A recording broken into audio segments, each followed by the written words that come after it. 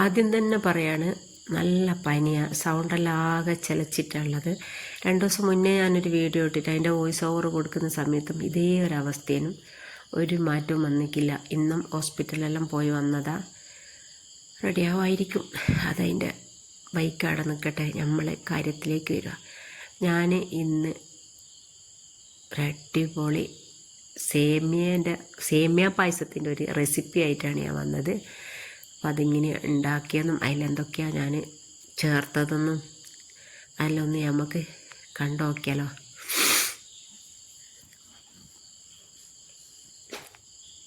വൈകുന്നേരം എന്തെങ്കിലുമൊക്കെ കുടിക്കുകയോ തിന്നോ, അത് എന്തെങ്കിലുമൊക്കെ ചായക്ക് ഉണ്ടാക്കണമല്ലോ. അതും പ്രത്യേകിച്ച് ഇങ്ങനൊരു മഴ പെയ്യുന്ന സമയത്ത്.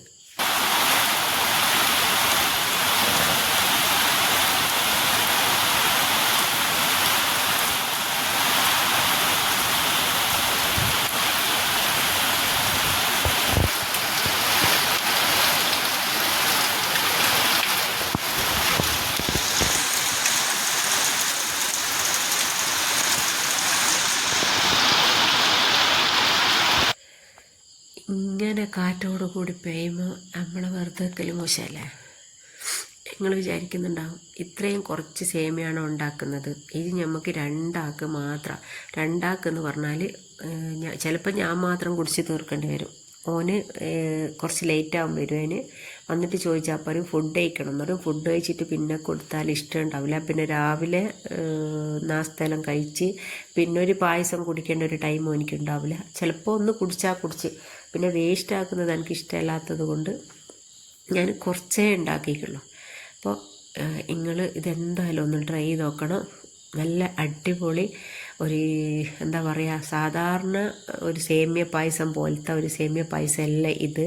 കുറച്ചൊരു വെറൈറ്റിയാണ്. ഇതെങ്ങനെ ഉണ്ടാക്കിയെന്നൊന്ന് കണ്ടു നോക്കിയാലോ. ഇതിന് ഒരു പണിയുമില്ല. സിമ്പിൾ എന്ന് പറഞ്ഞാൽ സിമ്പിളാണ്. ഒരു പാൻ എടുക്കുന്നത്, അതിലേക്ക് മിൽമേൻ്റെ നെയ്യ് ഒഴിച്ച് കൊടുക്കുന്നത്, പിന്നെ നമ്മളെ ക്യാരറ്റ് ക്രഷ് ചെയ്തത് അതിലിട്ട് നല്ലോണം ഒന്ന് മൂപ്പിച്ചെടുക്കുന്നത്. ആദ്യം മുന്തിരിയും അണ്ടിപ്പരിപ്പും പൊരിച്ചെടുക്കുന്നത് എന്നിട്ട് ആ എണ്ണയിലാണ് നമ്മൾ ഈ ക്യാരറ്റ് വറുത്തെടുക്കുന്നത്.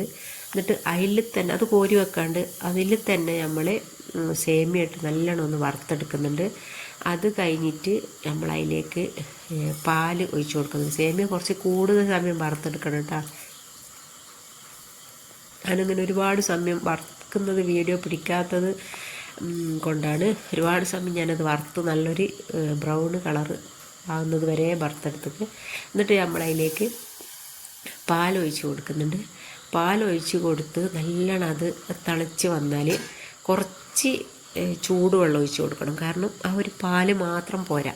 അപ്പോൾ ചൂടുവെള്ളം ഒഴിച്ച് നല്ലോണം ഒന്ന് തിള വന്നാൽ പിന്നെ അതിലേക്ക് ഇട്ട് കൊടുക്കുന്നത് പഞ്ചസാരയാണ്. പഞ്ചസാര ഇട്ട് കൊടുത്തിട്ട് പിന്നെ ഏലക്കായ്, ആ പൊരിച്ച് വെച്ച മുന്തിരി അതിട്ട് കൊടുക്കുന്നുണ്ട്. അണ്ടിപ്പരിപ്പ് എൻ്റെ അടുത്ത് ഇല്ലാത്തത് കൊണ്ട് ഇട്ട് കൊടുത്തിട്ടില്ല.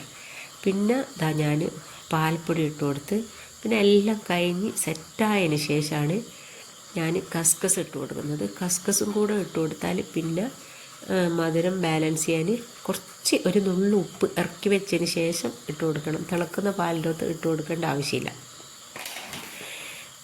പഞ്ചസാര എന്ന് പറയുന്നത് ഇത്ര ആവശ്യത്തിന് ഉണ്ടാവല്ലോ. നമുക്ക് അധികം പഞ്ചസാര ഇഷ്ടമല്ല, കുത്തുന്നത് പോലെ തോന്നും. അപ്പം ഞാൻ കുറച്ച് പഞ്ചസാരയാണ്. ഇത് എനിക്കൊരു പരിപാടിയുള്ളിടത്തു നിന്ന് കിട്ടിയത് കൊണ്ട് ഞാൻ അങ്ങനെ ഒന്ന് ട്രൈ ചെയ്ത് നോക്കിയതാണ്. എന്തോ ഒരു പരിപാടിക്ക്, ഞാൻ കല്യാണമല്ല വേറെ എന്തോ ഒരു പരിപാടിക്ക് പോയാലും എനിക്ക് ഈ ഒരു പായസമായിരുന്നു കിട്ടി. അപ്പം ഞാൻ ചോദിച്ചപ്പോൾ ഇതൊക്കെയാണ് ഇതിൽ ചേർത്തതെന്ന് പറഞ്ഞ് ഞാൻ വിചാരിക്കുന്നു ഒന്ന് ഉണ്ടാക്കി നോക്കണം. ഞാൻ ഈ വോയിസ് കൊടുക്കുന്ന ഈ ഒരു സമയത്ത് ഇവരെ ഉപ്പ മരിച്ചിട്ട് 2ാമത്തെ ആണ്ടിൻ്റെ ഒരു ദിവസം കൂടിയാണ്. എല്ലാവരും ദ്വായിൽ ഉൾപ്പെടുത്തണം,